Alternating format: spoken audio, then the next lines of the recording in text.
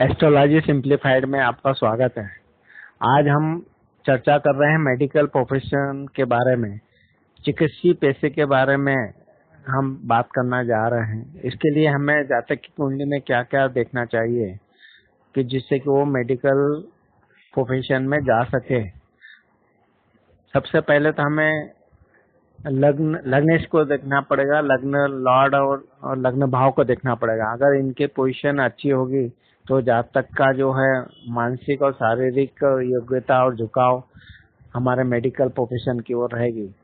इसके पश्चात हमको देखना है पांचवा भाव, नौवा भाव और उनके दोनों के स्वामियों को देखना पड़ेगा। अगर पांचवा भाव और पांचवें भाव का स्वामी, नौवा भाव और नौवा भाव का स्वामी की पोजीशन कुंडली में अच्छी होगी तो जातक का जो है इंटेलिजेंसी बहुत अच्छी रहेगी और उसका हायर एजुकेशन की ओर झुकाव रहेगा।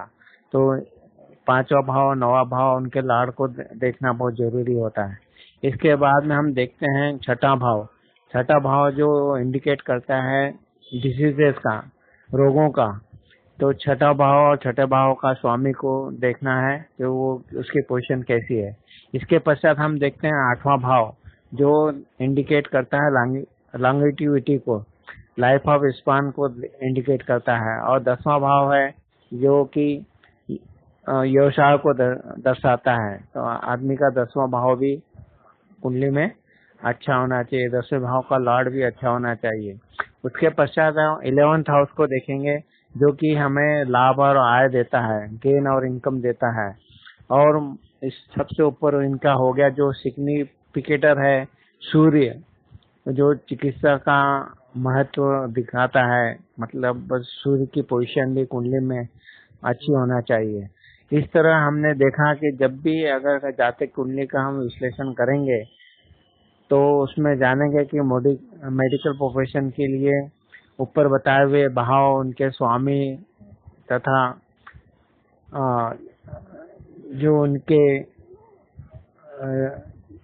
लग्न भाव है, पांचवा भाव है, नौवा भाव है, छठा भाव है, 8वां, 10वां, 11 भाव और इनके स्वामी की पोजीशन कुंडली में जितनी अच्छी होगी, यानी केंद्र में होगी, त्रिकोण में होगी तथा वो शुभ भाव में होगी, शुभ भाव केंद्र में पहला भाव, दूसरा, चौथा भाव, 7वां भाव और 10वां भाव, 1, 4, 7, 10 ये भाव अगर केंद्र कहलाते हैं तो ऊपर भावों के स्वामियों की पोजीशन केंद्र में होगी। त्रिकोण मतलब 5वां भाव और 9वां भाव और लग्न ये त्रिकोण कहलाता है। तो इनके स्वामियों की पोजीशन भी त्रिकोण में होगी, केंद्र में होगी। तो जातक को अपनी मेडिकल प्रोफेशन के लिए बहुत अच्छा रहता है। इस तरह हमने जाना कि अगर हम मेडिकल प्रोफेशन में जाना हो तो ऊपर बताए हुए भाव के स्वामी तथा सूर्य का बहुत इम्पोर्टेंट है, वो देखना चाहिए। इस तरह से हम कुंडली में आकलन कर सकते हैं। मैं एस्ट्रोलॉजर हौसीलाल चौरे, जिनकी वेबसाइट है hchaure.blogspot.in, Gmail address hausi.chaure@gmail.com, mobile number 989324। अगर आपको मेरा वीडियो पसंद आया हो तो मेरी चैनल एस्ट्रोलॉजी सिंप्लीफाइड को सब्सक्राइब कीजिए। धन्यवाद।